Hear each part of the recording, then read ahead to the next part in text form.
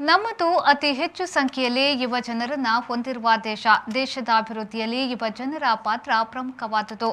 ಆದುದರಿಂದ ಯುವ ಜನರು ದೇಶ ಪ್ರೇಮವನ್ನ ಮೈಗೂಡಿಸಿಕೊಂಡು ಸಂಘಟನಾತ್ಮಕವಾಗಿ ಬಲಗೊಳ್ಳಬೇಕು ಎಂದು ಬಂದರು, ಮೀನುಗಾರಿಕಾ ಮತ್ತು ಒಳನಾಡು ಜಲಸಾರಿಗೆ ಸಚಿವ ಎಸ್ ಅಂಗಾರ ಹೇಳಿದರು.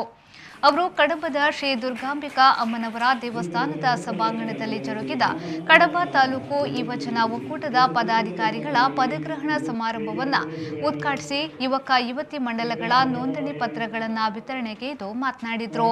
ಹೊಸದಾಗಿ ರೂಪುಗೊಂಡ ಕಡಬ ತಾಲೂಕಿನಲ್ಲಿ ಸರ್ಕಾರದ ವಿವಿಧ ಇಲಾಖೆಗಳ ತಾಲೂಕು ಮಟ್ಟದ ಕಚೇರಿಗಳು ಆರಂಭಗೊಳ್ಳುವುದರೊಂದಿಗೆ ತಾಲೂಕು ಮಟ್ಟದ ಸಂಘಟನೆಗಳ ರಚನೆಯೂ ನಡೆಯುತ್ತಿರುವುದು ಸಂತಸದ ಸಂಗತಿಯಾಗಿದೆ ಎಂದು ಹೇಳಿದರು.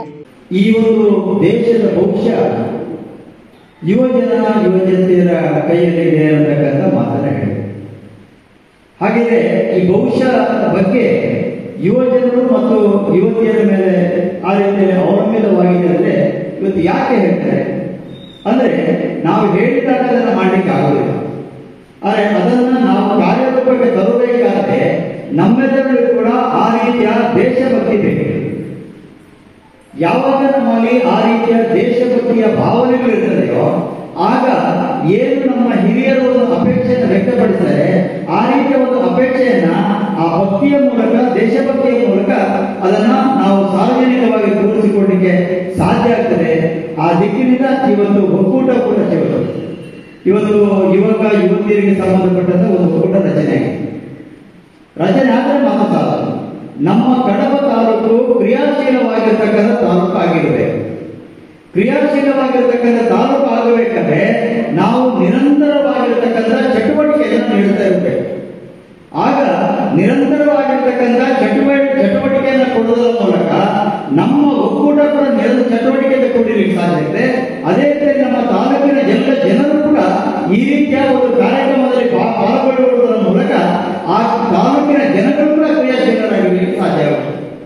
ಅಧ್ಯಕ್ಷತೆ ವಹಿಸಿ ಮಾತನಾಡಿದ ಬೆಂಗಳೂರಿನ ಕರ್ನಾಟಕ ರಾಜ್ಯ ಯುವ ಸಂಘಗಳ ಒಕ್ಕೂಟದ ಅಧ್ಯಕ್ಷ ಡಾಕ್ಟರ್ ಎಸ್ ಬಾಲಾಜಿ ಅವರು, ಇಡೀ ರಾಜ್ಯಕ್ಕೆ ಹೋಲಿಸಿದ್ರೆ ದಕ್ಷಿಣ ಕನ್ನಡ ಜಿಲ್ಲೆಯಲ್ಲಿ ಯುವ ಸಂಘಟನೆಗಳು ಅತ್ಯಂತ ಸಕ್ರಿಯವಾಗಿದೆ. ಯುವ ಸಂಘಟನೆಗಳಲ್ಲಿ ಯುವಕರು ಹಾಗೂ ಯುವತಿಯರು ತೊಡಗಿಸಿಕೊಂಡಲ್ಲಿ ತಮ್ಮ ನಾಯಕತ್ವ ಗುಣವನ್ನು ಸಮಾಜಕ್ಕೆ ತೋರ್ಪಡಿಸುವ ಮೂಲಕ ಭವಿಷ್ಯದ ನಾಯಕರಾಗಿ ರೂಪುಗೊಳ್ಳಲು ವಿಫಲ ಅವಕಾಶಗಳಿದೆ ಎಂದು ಹೇಳಿದರು.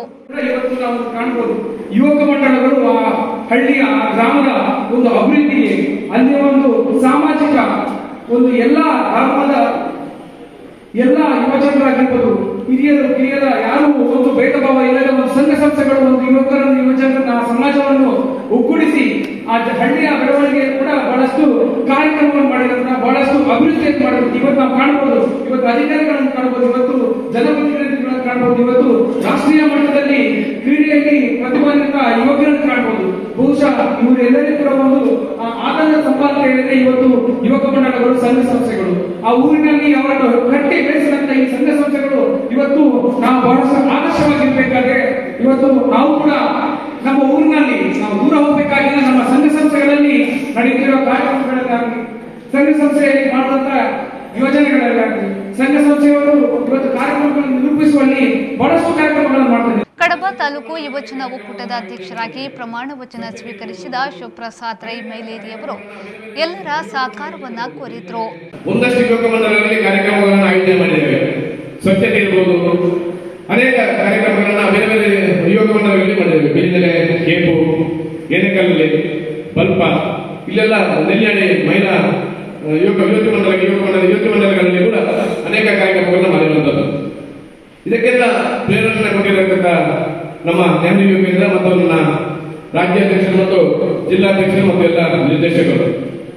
ಇನ್ನು ಮುಂದೆ ಕೂಡ ಕಡಬ ಭಾಗದಲ್ಲಿ ಈಗಾಗಲೇ ಉಲ್ಲೇಖ ಮಾಡಿದ್ರು.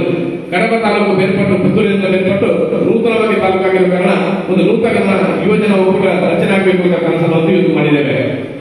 ಇದನ್ನೆಲ್ಲ ಈ ಯುವಜನ ಒಕ್ಕೂಟ ಏನು ಈಗಾಗಲೇ ಸಚಿವರು ಉಲ್ಲೇಖ ಮಾಡಿದರು, ಕಾರ್ಯಕರ್ತರುಗಳನ್ನು ಮಾಡಬೇಕಿದ್ರೆ ಯುವಕ ಮಂಡಲಗಳು ಮತ್ತು ಯುವತಿ ಮಂಡಲಗಳು ಸಂಪೂರ್ಣ ನಮ್ಮ ಜೊತೆ ಕೈ ಜೋಡಿಸಿದರೆ ಮಾತ್ರ ಇದನ್ನು ಮುಂದುವರಿಸಲಿಕ್ಕೆ ಸಾಧ್ಯ. ದಕ್ಷಿಣ ಕನ್ನಡ ಜಿಲ್ಲಾ ಯುವ ಸಮನ್ವಯಾಧಿಕಾರಿ ರಘುಬೀರ್ ಸೂಟರ್ಪೇಟೆ, ಜಿಲ್ಲಾ ಪಂಚಾಯತ್ ಮಾಜಿ ಸದಸ್ಯರಾದ ಕೃಷ್ಣ ಶೆಟ್ಟಿ ಕಡಬ, ಪಿಪಿ ವರ್ಗೀಸ್, ದಕ್ಷಿಣ ಕನ್ನಡ ಜಿಲ್ಲಾ ಯುವಜನ ಒಕ್ಕೂಟದ ನಿರ್ದೇಶಕರಾದ ರಾಕೇಶ್ ರೈ ಕೆಡೆಂಜೆ, ಕಡಬ ಶ್ರೀ ದುರ್ಗಾಂಬಿಕಾ ಅಮ್ಮನವರ ದೇವಸ್ಥಾನದ ವ್ಯವಸ್ಥಾಪನಾ ಸಮಿತಿ ಅಧ್ಯಕ್ಷ ಸೀತಾರಾಮ್ ಗೌಡ ಪುಸವಳಿಕೆ, ಕಡಬ ತಾಲೂಕು ಪತ್ರಕರ್ತರ ಸಂಘದ ಅಧ್ಯಕ್ಷ ನಾಗರಾಜ್ ಎನ್ಕೆ, ಶ್ರೀಕ್ಷೇತ್ರ ಧರ್ಮಸ್ಥಳ ಗ್ರಾಮಾಭಿವೃದ್ಧಿ ಯೋಜನೆಯ ಕಡಬ ತಾಲೂಕು ಯೋಜನಾಧಿಕಾರಿ ಮೇದಪ್ಪ ನಾಬೂರು ಮೊದಲಾದವರು ಈ ಸಂದರ್ಭ ಉಪಸ್ಥಿತರಿದ್ದರು. ದಿವಾಕರ್ ಎಂ, ವಿ4 ನ್ಯೂಸ್, ಕಡಬ.